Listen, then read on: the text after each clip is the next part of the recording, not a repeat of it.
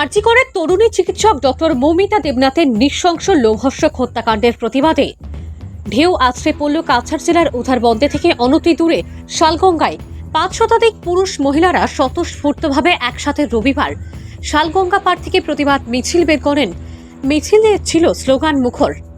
তাতে ছিল মৌমিতা হত্যাকারীদের দৃষ্টান্তমূলক শাস্তি চাই, মমতা ব্যানার্জি হাই হাই, রাত্রিবেলা কর্তব্যরত চিকিৎসকের নিরাপত্তা দিতে হবে, উই ওয়ান্ট জাস্টিস। মিছিল শালগঙ্গা আশ্রম রোড পর্যন্ত এসে ঘুরে বাজারের পাশে সমবেত হয়। সেখানে মোমবাতি জ্বালিয়ে 1 মিনিট নীরবতা পালন করা হয়। ওই দিন জলামুখী বক্তব্য রাখেন মনালী সেন।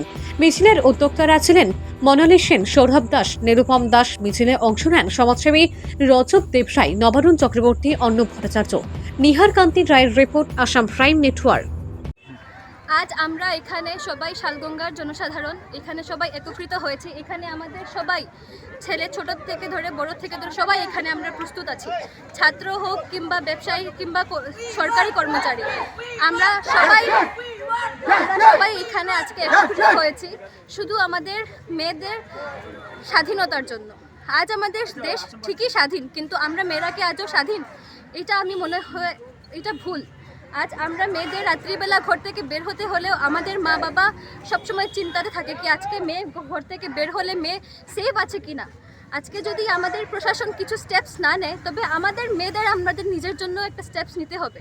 কারণ আজ আমরা এই প্রশাসনকে বিশ্বাস করতে পারি না। আজ কি হয়েছে, কি জন্য র্যালি? আজকে আরজি কর মেডিকেল কলেজে 9 আগস্ট রাত্রিবেলা আমাদের মহিলা লেট ডক্টর মৌমিতা নাথের মার্ডার এবং রেপ হয়েছে। আজকে উনি এত ভালো একজন ডক্টর ছিলেন, কিন্তু আজ ওনার she was a strong lady. এত স্ট্রং উনি ছিলেন, ওনার ভিতর অনেক ক্ষমতা ছিল, উনি একজন অনেক সাকসেসফুল ডক্টর ছিলেন। হয়তো ওনাকে হিংসা করা হয়েছে বা ওনাকে অনেক বাজে ধরনের মানুষ মিলে ওনাকে ধর্ষণ করেছেন। ওইটাতে একজন নয়, 150 গ্রাম সিমেন্ট পেয়েছে ওইটাতে। তাই এইটা ধরা হচ্ছে যে ওইখানে 10 জনের বেশি মানুষ ছিল।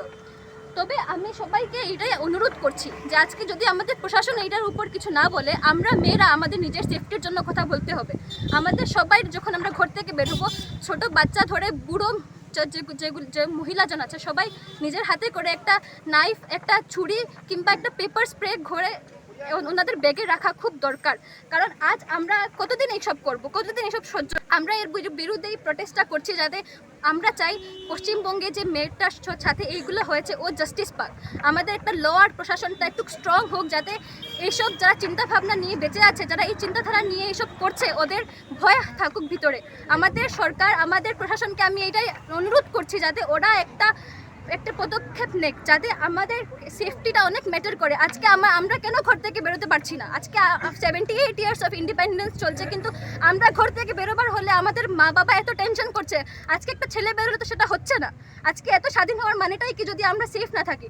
আমি আমাদের মেয়ে বোন যতজন আছে সবাইকে অনুরোধ করছি নিজের সেফটিটা নিজে ভেবে দেখুন। আর প্রশাসনকেও বলছি যদি আপনারা একটা ভালো ল অ্যান্ড অর্ডার বের করুন, যাতে আমরা মেয়েরা রাত্রিবেলা